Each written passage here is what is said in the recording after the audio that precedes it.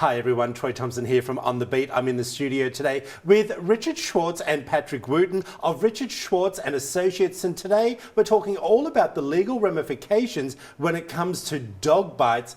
Welcome to the show, my friends. Thank you. Okay, I wanted to have this conversation with you because I also got bitten by one of my neighbour's dogs many moons ago back home in Australia, and she seemed to think it was no big deal.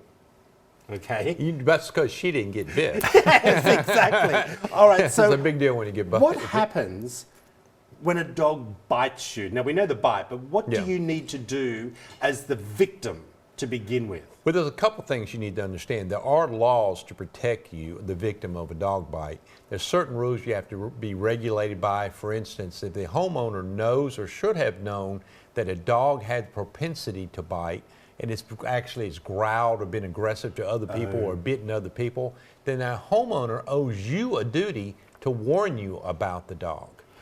What about, okay, I understand that. That's why there's I don't know whether it's law in Mississippi, you have to have a sign on your gate saying dog. No, that's not required here. I mean, if you have a vicious animal and you know it's a vicious animal, then one way to protect yourself is to put a sign up that said vicious dog, and be mindful of what you need to do. And that's a warning you give someone. So you own the dog, I come into your property to knock on your door and bring you a bottle of milk, and the dog bites me. And you've got a sign on the gate saying, vicious dog, beware, or something like that. Everything falls on me? No, not at all. Not at all, because he still has the duty to protect you. He's knowing you're coming on that property. He needs to somehow put the dog away, do something to protect you because you're an invitee on his property. He owes you that duty. Okay, well, what about dog leash laws?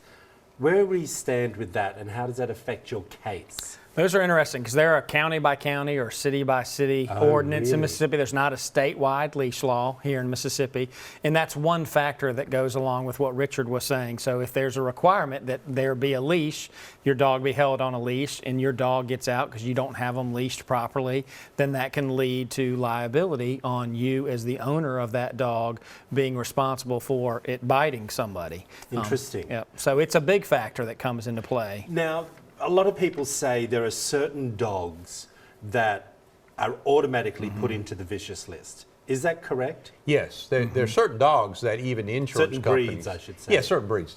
Even insurance companies won't protect you from certain breeds sometimes. And those are pit bulls and animals of that nature that were bred to be fighting dogs or to be protective dogs. German Shepherds are in that category as well. And because of the breed, they have a greater propensity to bite. And as a result, you may owe a higher duty to protect someone from that breed of dog. Something interesting you just brought up, which I wanted to come back to, you said insurance. You can't get insurance. I didn't realize you could get insurance for your dog to cover these type of things. That's part of your homeowner's policy. Really? Yes, it is. Do people know that? They should, because it is part of your homeowner's policy, and when someone gets bit by a dog, you're actually suing and collecting from the homeowner's policy. Got you. All right, I've got a minute left. What happens if you get bitten by a dog?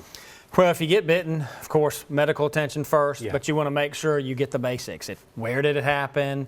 You know, who owned the dog? If you can actually get a picture of the dog so you understand what type of breed it was, as we talked about a minute ago, is extremely important. Call the police. You still need to get you still need to be able to get a record of this incident happened at 123 Main Street or wherever it occurred. So that's very important because you are going to be pursuing a claim against that person's homeowner insurance, and you need to have the proof that it occurred when and where and how you are alleging. Well, as always, gentlemen, you give us great information. If you want to find out more, head over to their website. There it all is up on the screen. We're going to be talking about lots of these cases over the oncoming months. There it all is. Give them a buzz if you need to find out if you've been put into a position that we've just been talking about. Back after this short break.